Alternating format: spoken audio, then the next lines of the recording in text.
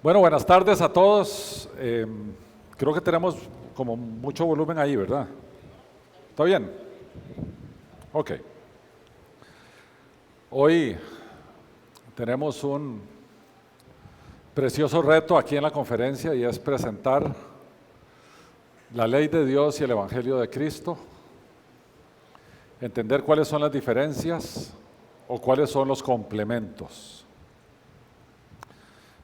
Para empezar, como siempre, como nosotros acá no tenemos música, nos gusta alabar al Señor leyendo un salmo, particularmente un salmo de alabanza.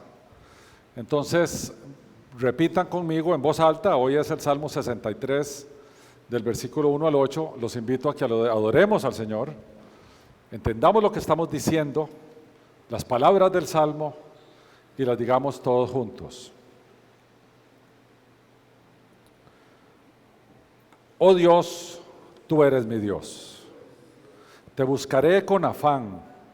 Mi alma tiene sed de ti. Mi carne te anhela, cual tierra seca y árida donde no hay agua. Así te contemplaba en el santuario, para ver tu poder y tu gloria. Porque tu misericordia es mejor que la vida. Mis labios te alabarán. Así te bendeciré mientras viva. En tu nombre alzaré mis manos. Como con médula y grasa está saciada mi alma, y con labios jubilosos te alaba mi boca. Cuando en mi lecho me acuerdo de ti, en ti medito durante las vigilias de la noche, porque tú has sido mi ayuda, y a la sombra de tus alas canto gozoso. A ti se aferra mi alma, tu diestra me sostiene. Bien, hoy vamos a ver si podemos cubrir la agenda en el tiempo que tenemos. Vamos a empezar entendiendo un poquito la inspiración divina y qué pasó en los tiempos de Jesús con la Escritura.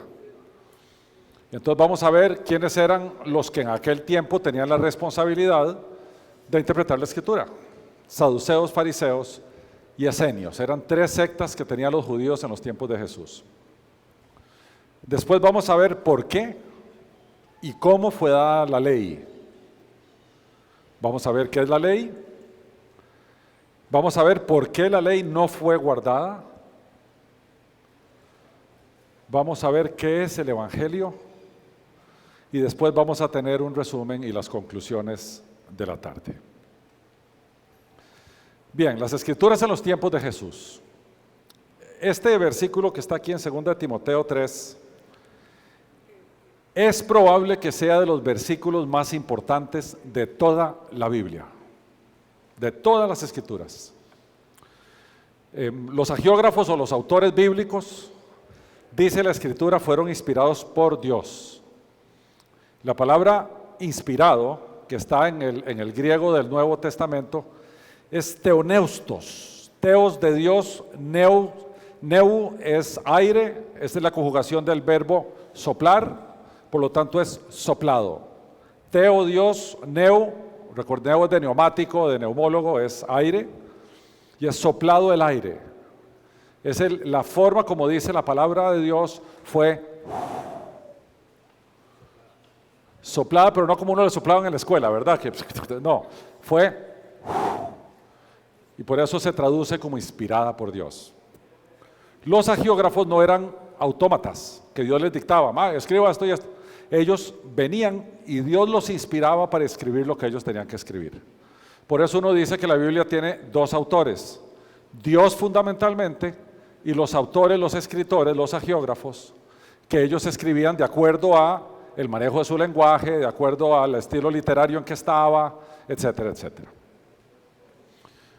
Entonces dice Pablo a su discípulo Timoteo, en lo que es la carta de Pablo de despedida, Pablo estaba a punto de que ya lo decapitaran, este era su último contacto.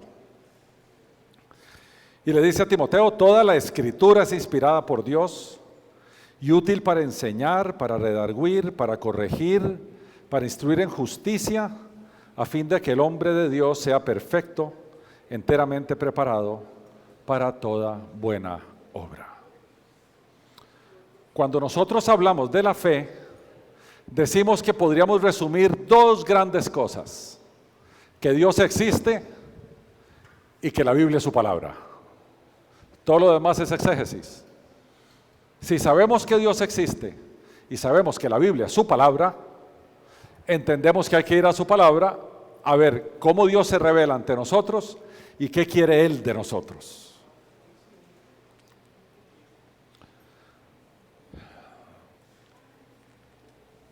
A los hebreos les dio el encargo de custodiar su palabra. Vea qué responsabilidad la del pueblo de Israel. Pablo lo menciona en la carta a los romanos y dice así: ¿qué ventaja pues tiene el judío o de qué aprovecha la circuncisión? Mucho, en todas maneras. Primero, ciertamente que les ha sido confiada la palabra de Dios. Por tanto, son los judíos los custodios de la palabra de Dios. Vean qué responsabilidad. Ellos tenían la responsabilidad de custodiar el Antiguo Testamento completito. Ellos le llamaban el Tanaj, que era la ley y los profetas. La ley y los primeros 5 libros de la Biblia, los profetas, todos los demás. Y después, cuando vino la escritura del Nuevo Testamento, tenían la responsabilidad también de ser custodios, o sea, guardar su pureza, guardar su exactitud. Y uno dice, ok, qué bien, pero ¿qué hicieron ellos con eso? Bueno, vamos a ver quiénes eran los encargados y responsables de custodiar eso en los tiempos de Jesús. Porque fue Jesús en vida donde tenemos que hablar si la ley sigue siendo ley, si ahora ya no es ley, si ahora es solo evangelio. ¿Cómo le va? Si ahora es solo evangelio. Entonces veamos cómo estaba la cosa en los tiempos de Jesús. Primero veamos los saduceos. Los saduceos vivían fundamentalmente en Jerusalén. Y los saduceos eran los custodios del templo. Y eran los que manejaban el Sanedrín, o sea, el gobierno religioso de Israel. Y además eran los que tenían contacto con los romanos. Los romanos preferían a los saduceos porque los saduceos eran acomodadizos. Se adaptaban muy bien a la colonización romana, digámoslo así. ¿De dónde salen ellos? Bueno, en los tiempos en que Jerusalén estaba atrapada, primero por el imperio griego, por Alejandro Magno, y después quedó un tipo que se llamaba Antíoco Epífanes, que inclusive hizo sacrilegios en el tiempo. Los saduceos empiezan a negociar en aquel tiempo con esas fuerzas conquistadoras. Entonces hay un grupito de ellos que se sale de ahí y dice que no pueden torcer las escrituras para favorecer a los conquistadores. Esos grupitos dicen que ellos son apartados y ahí nacen los siguientes que vamos a ver, que son los fariseos. Pero los saduceos empezaron a acomodarse con el poder político. Una vez que se fueron esos y vinieron los romanos, siguieron acomodándose con el poder político. Ellos decían que solo los primeros 5 libros de la Biblia, la Torá o la ley, eran los únicos que ellos reconocían como inspirados. Y ellos decían que el alma no era inmortal, sino que el alma terminaba. Aquellos que no eran salvos como ellos y no creían en la resurrección. Ellos no decían que habían ángeles, no lo creían. Y decían que Dios no había escogido al pueblo de Israel como un pueblo escogido. Que Dios había predeterminado desde hace tiempo que el pueblo de Israel era el pueblo elegido, porque Dios no hacía tal cosa. Y ellos decían que más bien era uno el que elegía a Dios y no Dios a uno. Y ellos tenían como una suerte de tabla donde ellos decían que los hombres buenos son premiados y por eso ser rico y ser sano tenía el favor de Dios. Y bueno, esa teología de la prosperidad la tenemos el día de hoy también, ¿verdad? La de los saduceos. Y después, como ellos gobernaban el templo y vivían fundamentalmente ahí, cuando el templo es destruido en el año 70, los saduceos desaparecen. Entonces aquí tenemos unos que gobernaban el Sanedrín, que administraban el templo, pero le cortaron a las escrituras parte. Se quedaron con la ley y se olvidaron de todo lo demás. Sus compañeros, los fariseos, la segunda secta que vamos a ver, ellos sí eran maestros, digamos, rabinos, de ahí sale el tema de rabino de los fariseos, y defendían la doctrina de que toda la escritura era inspirada. Tanto la ley, los primeros 5 libros, como los profetas, todos los demás, que todo eso era inspirado. Y ellos decían que ellos eran los únicos en la época que tenían la correcta doctrina, y por lo tanto, si uno quería saber de las escrituras, tenía que venir donde ellos. Porque además, como ellos se habían separado de los saduceos en aquellos tiempos, ellos decían que eran los únicos puros, los únicos apartados, los únicos santos. El tema es que agarraron la Torá, o los primeros 5 libros de la Biblia y todos los demás, y por tratar de explicarlos, empezaron a agregarle cosas. Entonces los saduceos le quitaron, los fariseos le agregaron. Entonces cuando había que decir, bueno, ¿qué quiere decir que el sábado es un día de descanso? Empezaron a escribir qué es trabajo y qué no es trabajo. Y hicieron una cosa gigantesca de montones de mandatos y cosas y tradiciones que fueron metiendo, incorporando a su doctrina. Ellos sí decían que Dios controlaba el destino de todos, pero que había como una suerte de mezcla entre las decisiones que uno tomaba y lo que Dios quería para nuestra vida. Ellos decían que judíos y paganos no se podían mezclar, los saduceos sí, no había ningún problema en mezclarse. Y ellos competían con los saduceos, y por lo tanto ellos dijeron, como los saduceos son los dueños del templo, nosotros nos vamos a adueñar de las afueras. Y fueron y empezaron a fundar sinagogas. Las sinagogas nacieron en el campo, en la parte rural. Y en las sinagogas los fariseos administraban la enseñanza en la sinagoga. Por eso, como ellos enseñaban, se les empezaron a llamar rabinos. Rabí es maestro. Cosa curiosa, cuando el templo se destruye y los saduceos desaparecen, ¿qué permanece? Las sinagogas. Porque con esa destrucción del templo todos se fueron hacia el norte, y donde había un grupo de judíos en un pueblo, había una sinagoga. Entonces los fariseos permanecieron en el tiempo. Y eran los que ejercían el poder, porque el que tiene la interpretación bíblica tiene el poder. Y después tenemos un grupo adicional que son los esenios. Los esenios se hartaron de los fariseos y los saduceos y decidieron irse a vivir al desierto. Hartos del comercio de los saduceos y de la religiosidad de los fariseos. Dijeron, ya no soportamos más, y se fueron. Y se fueron a hacer todo lo contrario, se fueron a vivir modestamente. Andaban con pieles de camello, no vestían con telas, comían cualquier cosa, y se afincaron en una área del desierto que se llamaba Qumran. Qumran es donde se encontraron los famosos rollos del Mar Muerto, que eran los rollos de los fariseos.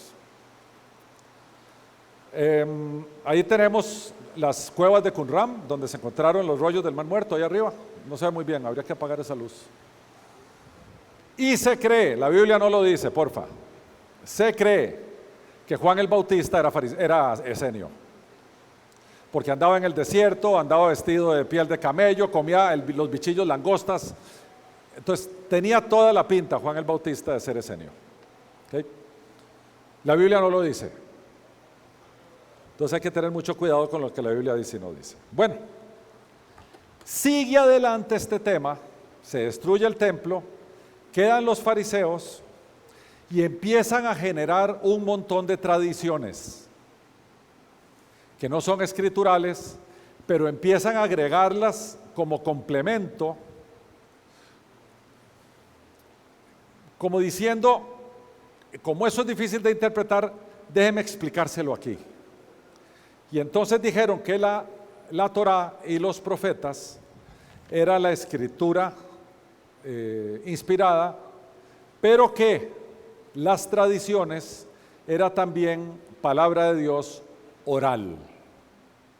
Entonces hicieron una diferencia entre lo escrito y entre lo oral y sumaron las dos cosas con carácter escritural. Con mucho respeto voy a decir esto, porfa. Eso mismo hizo el Vaticano. El Vaticano tomó las escrituras, le agrega los dogmas y dicen que todo tiene carácter escritural. Y los dogmas salen de encíclicas, salen de concilios o salen de una inspiración papal cuando está sentado en la silla papal, que de acuerdo a un dogma del Vaticano, el Papa es infalible cuando está sentado en esa silla y está dictando cátedra, es ex cátedra desde la silla.